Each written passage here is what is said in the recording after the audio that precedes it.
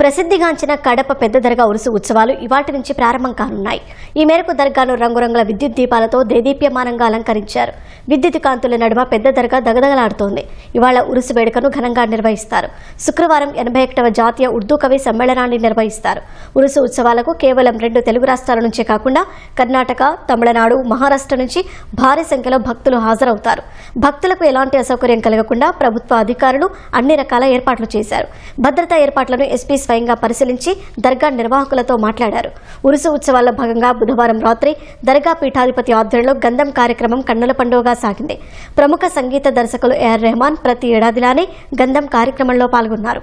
ఇవాళ ప్రభుత్వ ఆధ్వర్యంలో దర్గాలో పూల చాదర సమర్పిస్తారు.